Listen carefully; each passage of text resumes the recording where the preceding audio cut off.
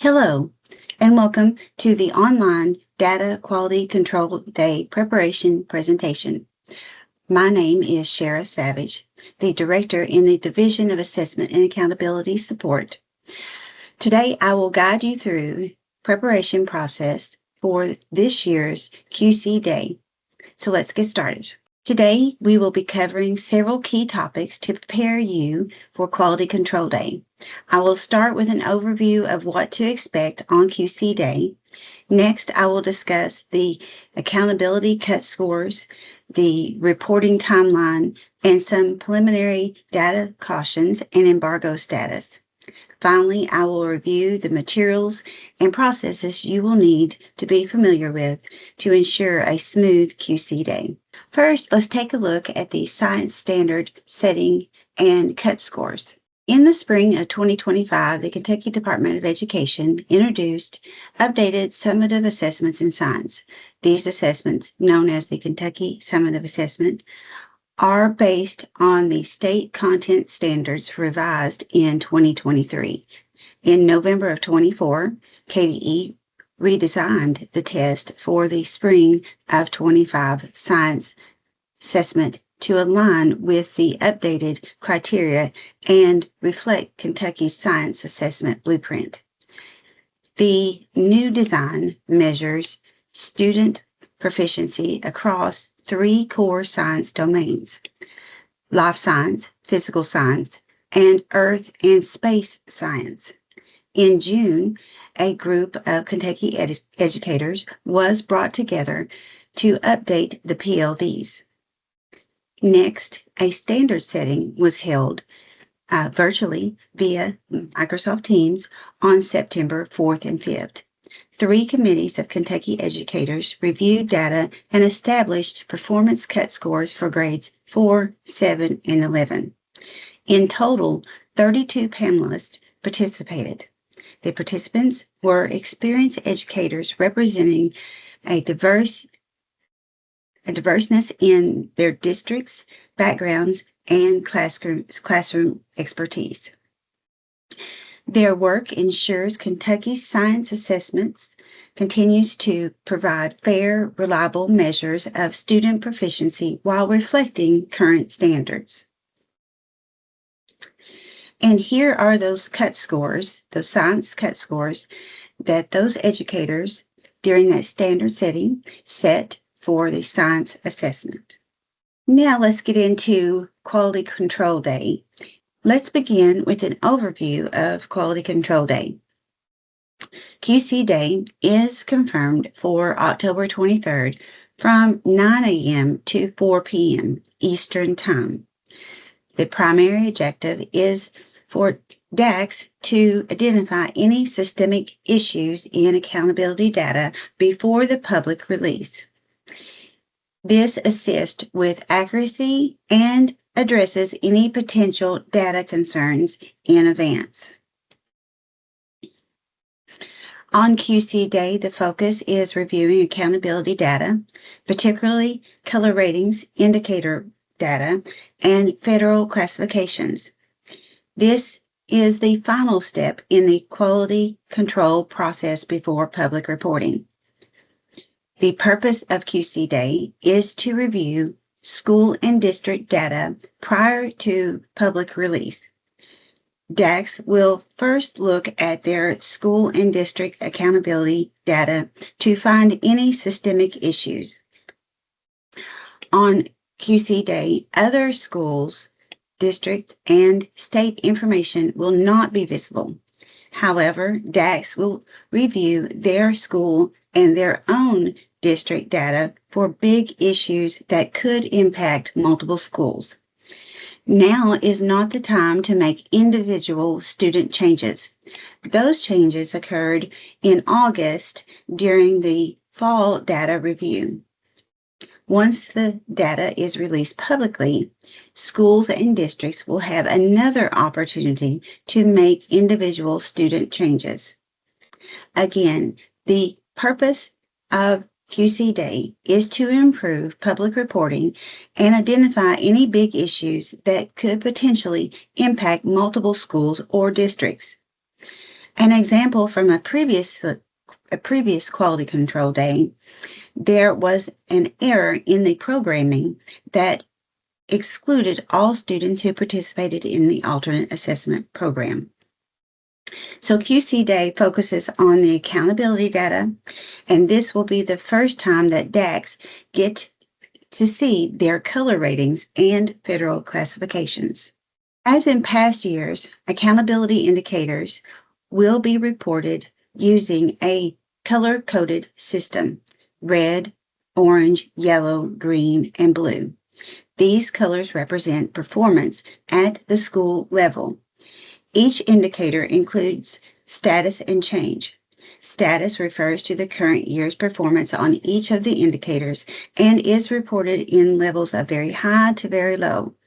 Change is the difference between the current and the previous year's status in all state indicators and is reported in levels of increase significantly to decrease significantly. QC Day will be the first time seeing indicator data, which we've discussed in previous trainings about the levels, rating colors, and federal classifications. During the QC Day, we'll want to pay particular attention to individual student groups with federal classifications of targeted support and improvement. OAA has released the indicator training and the accountability overview training for your review. It's important to review the 2025 accountability indicator trainings, especially that accountability overview training. In the accountability overview training, I go into details about the state and federal calculations. So now let's take a brief look at the state and federal calculations. What's new this year is the introduction of two distinct calculations for change in performance, as outlined in KRS 158.6455. There will now be two distinct methods for determining change in performance depending on the context. Let's look closely at the wording of the statute. Status and change shall receive equal weights in determining overall performance for all students as a group and separately for individual groups. Status shall be determined by using the current year's performance, and change shall be determined by using the difference in performance from the prior year to the current year. Our accountability system balances two components equally: status, which reflects the current year performance, and change, which measures improvement over time. Senate Bill 158 requires that for identifying these lowest performing schools, 3 years of prior data must be used to calculate change. For the purpose of identifying the lowest performing 5% of schools, the calculation of change will be based on a 3-year trend, comparing the current year to performance over the prior 3 years. For CSI, TSI, and ATSI identification, change is based on a 3-year average difference in performance, ensuring a more stable, long-term view of progress. This is the first year that the 3 years of change is available, which means we can now use that information to fully apply this part of the accountability system. It is important to remember that the federal accountability yields classifications. A couple of additional reminders. With the new federal calculations, it is essential to remember that if there is no change data available for an indicator, then the federal indicator score will be based on status. In other words, a school may not necessarily have a federal change score for each indicator, especially in groups. Although schools will receive different federal and state change scores indicator scores, and overall scores. The only unique calculation method is calculated of the federal change score. The application of two distinct calculations may generate a very different set of state and federal scores. For example, a school with a very high change score in a previous year and a very low change score in the current year could see a low state indicator score, yet the federal indicator score is high. On the other hand, a school with several indicator performance ratings in green in state reporting could fall into the lowest performing bottom 5% of schools in federal reporting, depending on the change scores in prior years. As a reminder, federal classifications are a critical component of our state accountability system and is required under the Every Student Succeeds Act, or ESSA. TSI identification must occur annually to ensure schools are receiving appropriate support. Starting in fall of 2025, schools identified for both CSI 1 and CSI 2 will also be identified on an annual basis. While 2025 was already a scheduled identification year, it's important to note that this change in the frequency of CSI identification is new and comes as a result of House Bill 298 during the 2025 legislative session. For more details on state and federal calculations, please review the Accountability Overview PowerPoint and video training. Now let's review the tentative timeline for the 2025 public reporting. On this slide, you will see the tentative timeline for the 2025 public reporting process. First, on November 17th, the district embargo will open at 8 a.m. Eastern Time. This allows districts to begin looking at their accountability data internally. The same day, at 1 p.m., the media embargo will open. At this point, districts may begin discussing their data privately with the media still under embargo. Then, on November 19th, the embargo will lift. At 12:01 a.m. Eastern Time, the public release of school accountability results and test data will be available statewide. Immediately following the public release, the 10-day regulatory data review window begins on November the 19th and runs through December 4th. During this period, districts can submit new individual student change requests in SDRR. This review opens at 9 a.m. Eastern Standard Time and closes for new tickets at 5 p.m. Eastern Standard Time on the last day. Again, this timeline is tentative, but it gives everyone a sense of the sequence of steps leading to public reporting. Next, let's look at preliminary data cautions and embargo status. Please note that data presented on QC Day are preliminary and subject to change. It is vital to keep this information secure. While leadership at the district and school levels will have access to their data, it is not final, and changes may occur. You should avoid printing or distributing digital copies, as these are more difficult to retract if changes occur. Remember, the data is only ready for public release after we enter the embargo phase, and even then, it should not be shared publicly before the designated time. It's appropriate for you to share this preliminary data with the school and district level staff, but you'll want to be very cautious about the fact that it's not final and could change. Even though you may not find an error, your fellow DAC may find an error. that could potentially impact the schools in your district. Now let's talk through the steps for sharing embargoed data. First, during QC Day, the data should only be shared with district and school leadership, such as superintendents, DACs, and principals. During the embargo period before public release, aggregate data can be discussed internally. Non-disclosure forms are required to be signed by all who view the data and should be kept by the DAC.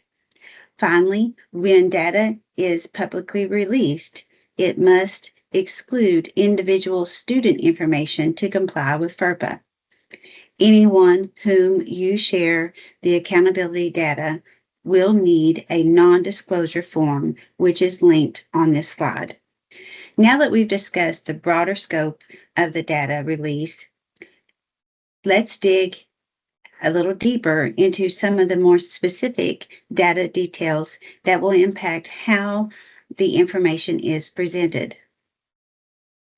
These data details are essential to consider when analyzing the released data sets, as they provide important context and safeguards for interpreting results appropriately. Let's look at an example of when a change score would cause the indicator to fall above the score range and how it would be reflected in the spreadsheets. So, subtracting the prior year status score from the current year's status score produces a change score. In the example on the slide of state assessment results in reading and math, the current year status is 120. The prior year status is 110 to produce a change score of 10. The change score is referred to as the change difference in the data spreadsheets. The change score is added to the current year status score to produce an indicator score. In the example, the change score of 10 would be added to the current year status of 120.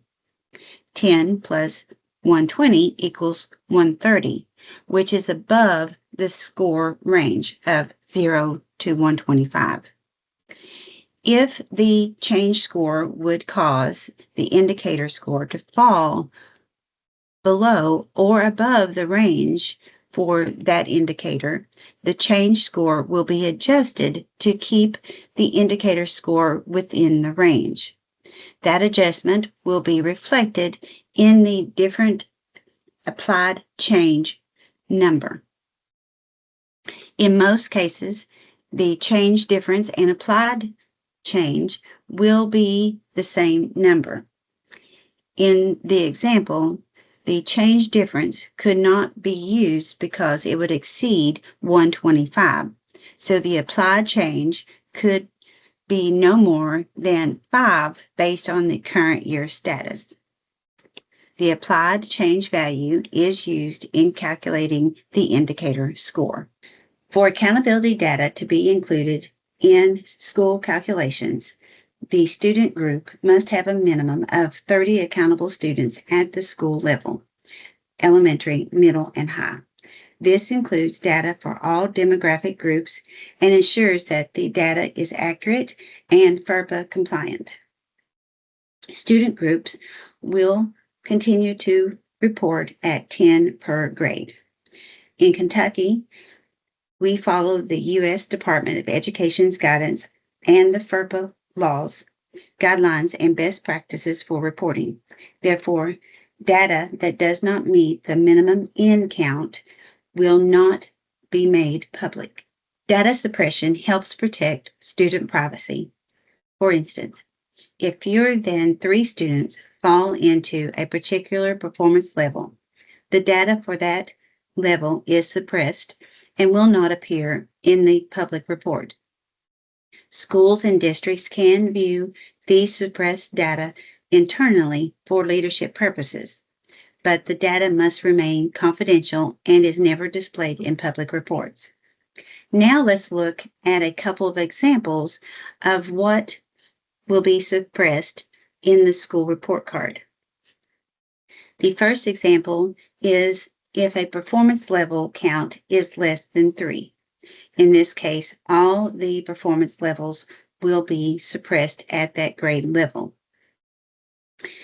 In the school and district spreadsheets, this suppressed data will be displayed in red font, indicating that all the data will be available to schools and districts, but not publicly available so that the public can know and determine the student test scores. Students who were placed in alternative programs for more than 100 days will have their accountability data coded to the district unless they were placed there by court order or state agency. If district placements in alternative schools occur, the students' scores will be coded to the district rather than the school unless the student was court ordered or a state agency placed the student there. In that instance, the student score would be coded to the state, given that the student has no other A1 enrollment. Now, this doesn't exclude students in Gatton, Craft, KSD, KSB, which track back to their A1 home school. To assist districts with the 100-day rule, we have a 100-day tool. This will assist districts when trying to determine where their students' accountability would ultimately fall. KDE does look at placement practices when looking in Infinite Campus to see where the students have been to determine that 100-day accountability. Participation rates are important measures calculated by dividing the number of students who attempted the assessment by the total number of students enrolled. Although the participation rate does not impact accountability, we do have to report it for federal purposes. So, the participation rate includes the students that are in the school, and the calculation is the number of students who attempted the test divided by the number of students enrolled. First-year English learners are exempt from accountability, though they remain in the denominator of the participation rate. For participation rate purposes, first-year EL students are credited with attempting the reading, social studies, editing and mechanics, and writing assessments. First-year EL students who do not attempt math and science will negatively impact the participation rate. So you want to make sure that you are having your EL students attempt those required assessments. The U.S. Department of Education, through the Every Student Succeeds Act, requires that all public schools, even those without tested grades, are included in accountability. The participation rate affects federal reporting, even though it does not directly impact accountability scores. Feeder schools are terms we use for those schools that do not have tested grades. They have students in either kindergarten, first, or second grade, and that feed into elementary school. Those feeder schools would then receive the same classification as the schools they feed. For example, a kindergarten, first and second grade school has only those grades and feeds into an elementary school, which would receive the classification of the school it feeds. If the elementary school, let's say grades 3 through 5 school, received a green color rating, then the K2 school would receive the green rating as well. Even schools that do not have tested grades must be included in the accountability system. feeder schools are assigned the classification of the school they feed into, which ensures they are not overlooked in the accountability rating. Now let's shift to discussing the spreadsheets that will be provided for QC Day. These spreadsheets will be critical for validating accountability data and ensuring accuracy across various indicators. Each folder contains specific data for review, including summaries and detailed student level data. I'm going to walk you through the data that you will have access to on QC Day, and then I will discuss some very important preparations for you for that particular day. I will also talk you through some activities that you may want to ensure are completed prior to QC Day and provide some contact information. The focus on QC Day will be reviewing the contents of these spreadsheets. We will have two key folders: accountability for validation purpose and student data, which includes graduate list, post-secondary readiness data, and test scores. This is where you want to begin the validation process and spend the bulk of your time. The Accountability Summary Workbook contains aggregate data across several tabs. This workbook allows districts to see summary data related to state indicators like reading, mathematics, and more. The tabs in this workbook include Profile, TSI groups, and others that break down scores and performance levels. For the following several slides, I will be covering the Accountability Summary Excel worksheets. These spreadsheets have been updated this year to include the federal calculations and classifications. As you can see by the screenshot, on the bottom, there are several tabs. These are the tabs that I'll be referring to in the next several slides. In addition to the data provided as displayed on the previous slide, each indicator tab includes several key columns. You'll find the federal indicator scores, along with the current year status, prior year status, 2-year and 3-year prior statuses, change in current status, change in prior status, change difference, and applied change. The change score that appears in the federal section is the federal change score. While it's possible to calculate the change scores for each year using the same data by subtracting current year status from prior year status from year 2 prior status, and 2-year prior status from 3-year prior status, and dividing the number of years available. The process used in these spreadsheets provide more details. This method ensures accuracy by accounting for any missing data. Each indicator tab includes the current year and the 3 prior years of status scores used to generate the federal change score, which you'll see reflected in column P, change difference, and applied change. Here's a breakdown of how that score is calculated.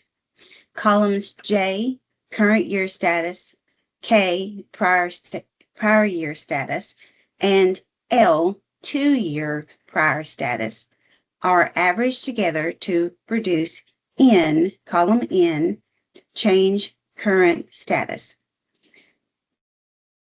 Add the columns J, K, and L and divide by the number of scores available. Then column K, prior year status, and column L, 2-year prior status, and column M, 3-year prior status, are averaged together to produce column O, change prior status. Add columns K, L, and M and divide by the number of scores available. Next, The difference between column N, change current status, and column O, change prior status, equals column P, which represents the change difference or federal change score. Once you have your federal change score, you'll add column J, current year status, to column P to calculate the federal indicator score. As a reminder, the change scores are constrained by the range of each indicator, meaning that the applied change is limited to the minimum and maximum values defined for that specific indicator.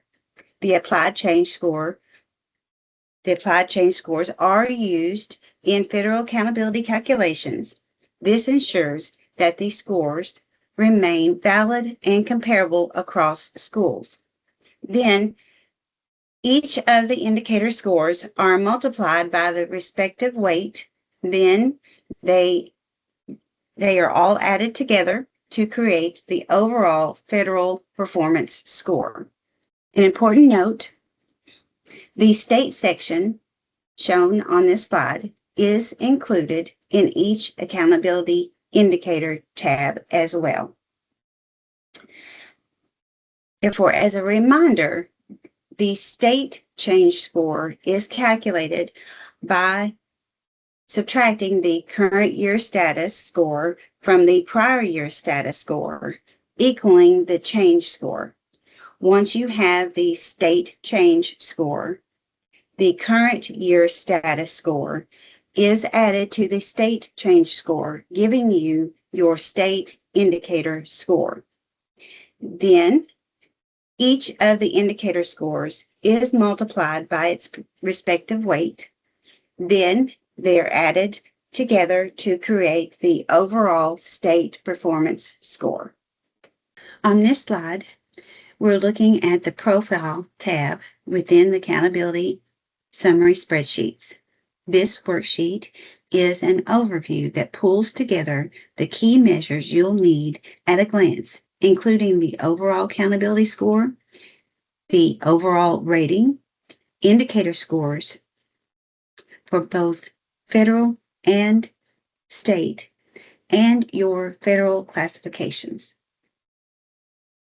This tab really functions as a summary sheet, as it is a one-stop view where you can see both federal and state accountability outcomes side by side, making it easier to interpret the data and communicate results at the district and school level. On this slide, we're looking at the Federal Groups tab in the Accountability Summary. This worksheet provides information on student demographic groups that have been identified for federal classification.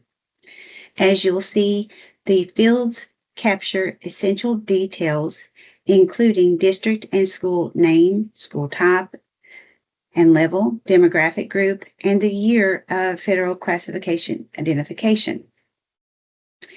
There are also columns for minimum N, which helps determine whether the group meets the reporting threshold, and the overall federal classification assigned. This tab highlights the federal indicator scores, including reading and mathematics, science, social studies, writing, English learner progress, school climate and safety, post-secondary readiness, and graduation. On this slide, we're looking at the RDAM tab, which stands for Reading and Mathematics Indicator. This worksheet provides detailed accountability data at both state and federal levels. On the state side, it includes the indicator score, the rating, current and prior year status score. It also tracks the change difference, whether performance improved or declined, and the applied change level.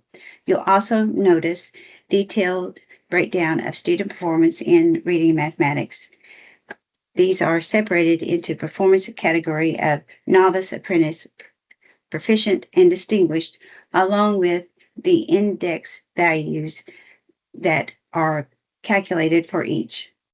On this slide, we will be referring to the SCSSWR tab, the Science, Social Studies, and Writing tab within the Accountability Summary.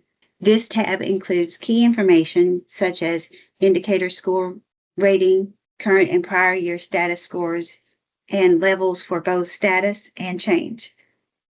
It also provides student performance data, or NAPD, for state assessment results in science, social studies, and writing.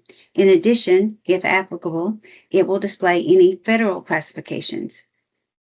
One important note for writing, student level scores are provided separately for editing and mechanics and on-demand writing. However, at the school level, those components are combined. The writing component of the state indicator relies on the combined writing performance levels to determine scores. The English Language Progress Indicator worksheet tab includes indicator score rating and both current and prior year status scores. You'll also find the status and change along with the percentages of points drawn from the ELP growth tables. The data here also captures federal classifications. It is important to note that the full ELP growth tables are available online. You can find them on the English Language Proficiency Indicator page on KDE's website. That resource will give you even more detail about how the growth tables are constructed and how points are assigned. Here we are looking at the Quality of School Climate and Safety, or the QSCS tab within the Accountability Summary workbook.